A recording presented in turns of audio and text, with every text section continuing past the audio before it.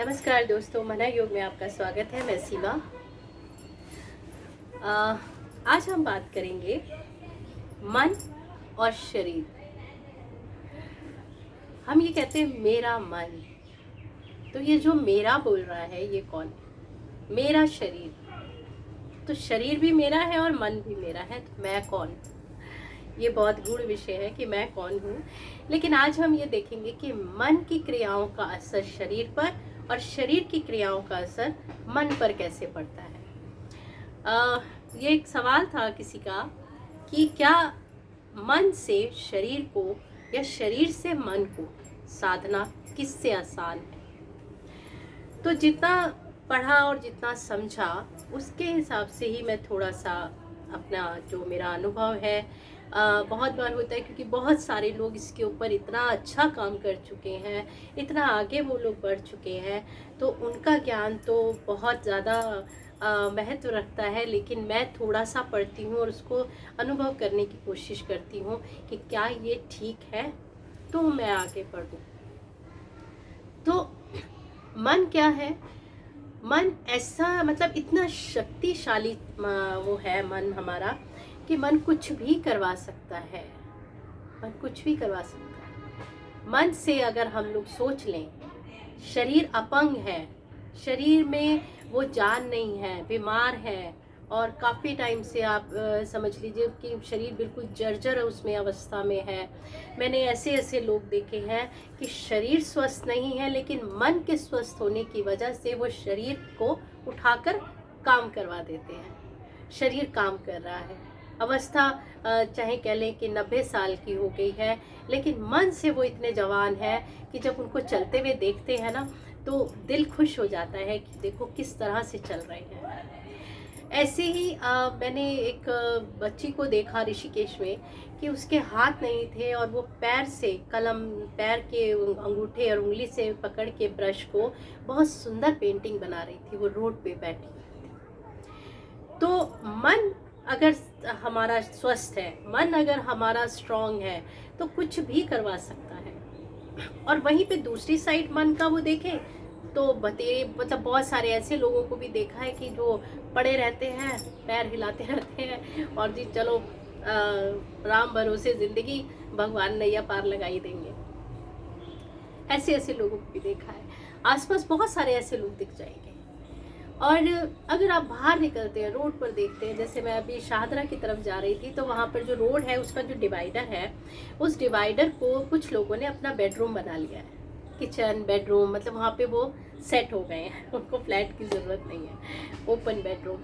तो वहाँ पर देखा कि जितने भी जेंट्स हैं, चाहे वो मिडिल एज्ड हैं या फिर वो यंग है, वो आराम से लेटे हुए हैं। दिन के टाइम भी 12 बजे के टाइम भी, 11 बजे के टाइम भी वो लेटे हुए हैं वहाँ पर आराम से। कोई मोबाइल पे कुछ सुन रहा है तो कोई आराम से खर्राटे ले रहा है। और जो औरतें हैं, वो औरतें वहाँ पे भीख मांग रही हैं। अब वो आदमियों का मन ही नहीं है काम करने का, तो वो पड़े ही रहेंगे। मोबाइल और एक अच्छी चीज़ हो गई है कि सबकी जेब में आ गया है, तो अपना मोबाइल पे देखते रहो और अपना ऐश करो। खाने को वो ला ही रही है मांग मांग के, और वो भी इतना अच्छे से काम कर रही है कि बच्चे एक रेडी रहता है, एक बच्चा गोदी में ले, अगर एक बच्चा बड़ा हो गया है तो वो दूसरा पैदा कर लेते हैं कि एक तो गोदी में लदा ही रहे ताकि भीख दे दें लोग। तो ऐसे ऐसे लोग भी हैं कि जो मन से जो है वो बिल्कुल इतने अजीब आलसी हो चुके हैं कि वो शरीर उनका अच्छा भला हट्टा कट्टा शरीर है, कोई अपंगता नहीं है, कोई कुछ नहीं है, लेकिन वो उठना ही नहीं चाह रहे वहाँ से। उनका पड़े पड़े काम चल रहा है। तो मन का असर शरीर पर, शरीर को उठा लेगा या तो, और या बिल्कुल कंडम कर देगा। ऐसे ऐसे भी विकलांग लोग भी हैं जो एवरेस्ट की चोटी तक चढ़ गए क्योंकि मन स्ट्रांग था। तो मन की क्रियाओं का असर शरीर पर और शरीर की क्रियाओं का असर मन पर। तो जब हम योग की बात करते हैं, हम योग में आते हैं, तो योग में आसन प्राणायाम, ये जो है, ये जब हम शरीर पर काम करते हैं, आसनों का काम शरीर, हम अपने आसन करते हैं या फिर आप कह लें प्राणायाम करते हैं, तो उसका असर धीरे धीरे मन पर होना शुरू हो जाता है। आसन करना इसलिए आवश्यक है, प्राणायाम आसन के बाद आया है। प्राणायाम इसलिए बाद में आया है कि प्राणायाम करते वक्त आपको बहुत देर तक बैठना पड़ता है। अब अगर आपका आसन ठीक नहीं है, आसन ठीक नहीं है मतलब कि शरीर स्वस्थ नहीं है, अगर आप लगातार एक बिल्कुल सीधी कमर सीधी करके अगर आप बैठे हैं तो कुछ ही देर में लोगों को देखा मैंने कि उनके कमर में दर्द होना शुरू हो जाता है, लोअर बैक पेन शुरू हो जाता है, या थोड़ी देर में पैर सुन्न हो जाता है, पैर को सीधा करेंगे या पैर को बदलने की कोशिश करते हैं। तो प्राणायाम जब हम करते हैं, प्राणायाम में हमें लगातार कई घंटे भी बैठना होता है। जैसे जैसे उसका हम प्रैक्टिस बढ़ाते जाएंगे तो हमें उसमें बहुत देर तक बैठना पड़ता है।